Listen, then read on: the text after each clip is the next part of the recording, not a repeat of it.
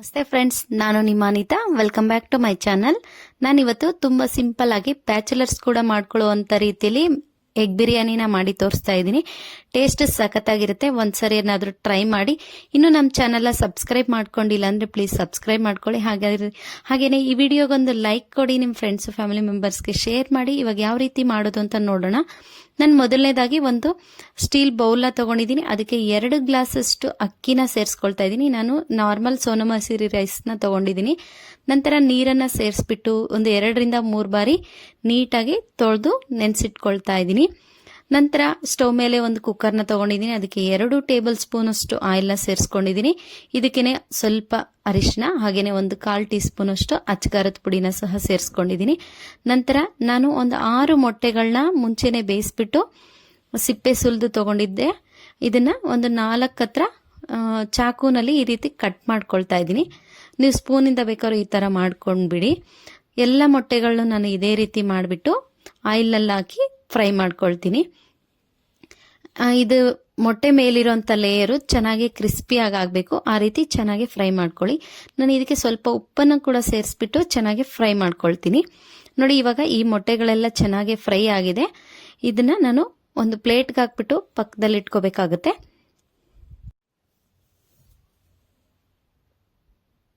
ನೋಡಿ, ಈ ರೀತಿ ಎಲ್ಲವನ್ನು ಪ್ಲೇಟ್ಗೆ ಹಾಕ್ಬಿಟ್ಟು ಪಕ್ಕದಲ್ಲಿ ಇಟ್ಕೊಳ್ಳಿ. ನಂತರ ಅದೇ ಒಂದು ಕುಕ್ಕರ್ಗೆನೆ ಒಂದು 3 ಟೇಬಲ್ ಸ್ಪೂನ್ ಅಷ್ಟು ಆಯಿಲ್ ಸೇರಿಸ್ಕೊಳ್ತಾ ಇದ್ದೀನಿ. ಆಯಿಲ್ ಬಿಸಿಯಾದ ನಂತರ ಸೋಂಪು, ಚಕ್ಕೆ, ಅನಾನಸ್ಸು, ಕಲ್ಲುವ, ಮರಾಠಿ ಮೊಗ್ಗು, ಹಾಗೇನೆ ಸ್ವಲ್ಪ ಲವಂಗ, ಜೀರಿಗೆ, ಪಲಾವ್ ಎಲೆ, ಹಾಗೆ ಸ್ವಲ್ಪ ಸಾಸಿವೆನೂ ಸಹ ನಾನು ಸೇರಿಸ್ಕೊಂಡ್ಬಿಟ್ಟು ಸ್ವಲ್ಪ ಘಮ ಬರೋವರೆಗೂ ಚೆನ್ನಾಗಿ ಫ್ರೈ ಮಾಡ್ಕೋಬೇಕು. ಸ್ಮೆಲ್ ಅಂತೂ ತುಂಬಾ ಚೆನ್ನಾಗಿ ಬರ್ತಾ ಇರುತ್ತೆ.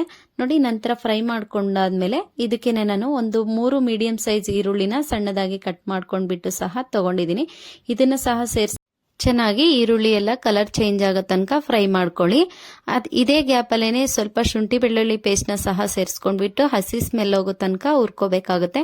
ಆ ಒಂದು ವಿಡಿಯೋ ಕ್ಲಿಪ್ ಡಿಲೀಟ್ ಆಗಿದೆ, ಹಾಗಾಗಿ ತೋರ್ಸಕ್ಕಾಗಿಲ್ಲ. ನಂತರ 2 ಹಸಿರು ಮೆಣಸಿನಕಾಯಿನ ಕಟ್ ಮಾಡಿಬಿಟ್ಟು ಸೇರಿಸ್ಕೊಂಡು ಫ್ರೈ ಮಾಡ್ಕೊಂಡಿದ್ದೀನಿ. ಅದಾದ ನಂತರ ನಾನು 4 ಫಾರಂ ಟೊಮೊಟೊನ ಕಟ್ ಮಾಡಿಬಿಟ್ಟು ಸೇರಿಸ್ಕೊಂಡಿದ್ದೀನಿ. ಈ ಟೊಮೊಟೊ ಚೆನ್ನಾಗಿ ಸಾಫ್ಟ್ ಆಗಿ ಆಗಬೇಕು. ಆ ರೀತಿ ಚೆನ್ನಾಗಿ ಫ್ರೈ ಮಾಡ್ಕೊಳ್ಳಿ.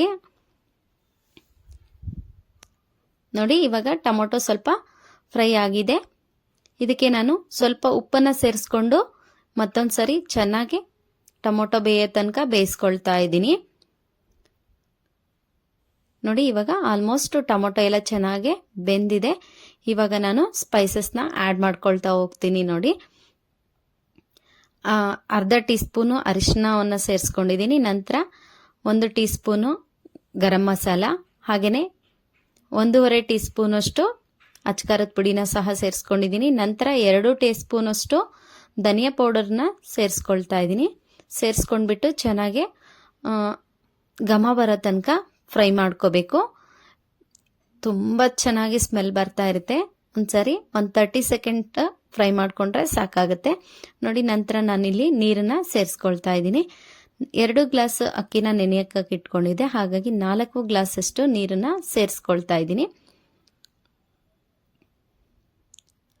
ಸೇರಿಸ್ಕೊಂಡ ನಂತರ ನಾನು ಇದಕ್ಕೆ ನೆನೆಸಿಟ್ಕೊಂಡಿರೋಂಥ ಅಕ್ಕಿನೂ ಸಹ ಇವಾಗ ಸೇರಿಸ್ಕೊಳ್ತೀನಿ.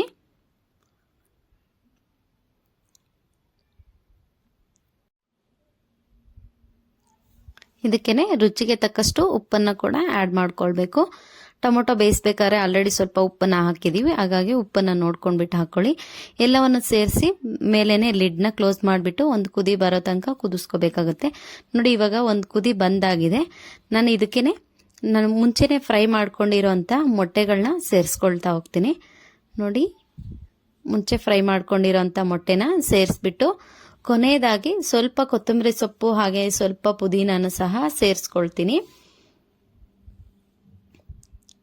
ತುಂಬಾ ಈಸಿಯಾಗಿ ಮಾಡ್ಕೋಬಹುದು. ಒಂದ್ಸರಿ ಟ್ರೈ ಮಾಡಿ. ಬ್ಯಾಚುಲರ್ಸ್ ಆದ್ರೂ ತುಂಬಾ ಈಸಿಯಾಗಿ ಮಾಡ್ಕೊಳ್ಬಹುದು. ನೋಡಿ, ಇವಾಗ ಕೊತ್ತಂಬರಿ ಸೊಪ್ಪು ಪುದೀನ ಎಲ್ಲ ಸೇರಿಸ್ಕೊಂಡಾಯ್ತು. ಲಿಡ್ನ ಕ್ಲೋಸ್ ಮಾಡಿಬಿಟ್ಟು ವಿಜಿಲ್ ಹಾಕಿ 2 ವಿಜಿಲ್ ಕೂಗಿಸ್ಕೋಬೇಕಾಗುತ್ತೆ. 2 ವಿಜಿಲ್ ಬಂದಾದ್ಮೇಲೆ ನಾನು ಗ್ಯಾಸ್ ಎಲ್ಲ ರಿಲೀಸ್ ಆದ್ಮೇಲೆ ತೋರಿಸ್ತಾ ಇದ್ದೀನಿ. ನೋಡಿ, ಮೊಟ್ಟೆ ಎಲ್ಲ ಒಳಗಡೆ ರೈಸ್ ಒಳಗಡೆ ಸೇರ್ಕೊಂಡ್ಬಿಟ್ಟಿದೆ, ಹಾಗಾಗಿ ಸ್ಮೂತ್ ಆಗಿ ರೈಸ್ನ ಮಿಕ್ಸ್ ಮಾಡ್ಕೊಳ್ತಾ ಮೊಟ್ಟೆಗಳನ್ನೆಲ್ಲ ತೆಗೆದು ಮೇಲೆ ಸಪ್ರೇಟ್ ಮಾಡ್ಕೊಳ್ಬೇಕಾಗುತ್ತೆ. ಈ ರೀತಿ ಸಪ್ರೇಟ್ ಮಾಡ್ಕೊಳ್ಳೋದ್ರಿಂದ ಬಡಿಸೋದಕ್ಕೆ ತುಂಬ ಈಸಿ ಆಗುತ್ತೆ. ನೋಡಿದ್ರಲ್ಲ ಎಷ್ಟು ಸಿಂಪಲ್ ಆಗಿ ಎಗ್ ಬಿರಿಯಾನಿನ ಮಾಡೋದು ಅಂತ. ಒಂದ್ಸರಿ ಟ್ರೈ ಮಾಡಿ, ನಿಮಗೆ ಯಾವ ರೀತಿ ಬಂತು ಅಂತ ನನಗೆ ಕಮೆಂಟ್ ಮಾಡಿ ತಿಳಿಸಿ. ಈ ವಿಡಿಯೋ ಇಷ್ಟ ಆದರೆ ಪ್ಲೀಸ್ ಒಂದು ಲೈಕ್ ಕೊಡಿ, ನಿಮ್ಮ ಫ್ರೆಂಡ್ಸು ಫ್ಯಾಮಿಲಿ ಮೆಂಬರ್ಸ್ಗೆ ಶೇರ್ ಮಾಡಿ. Thanks for watching.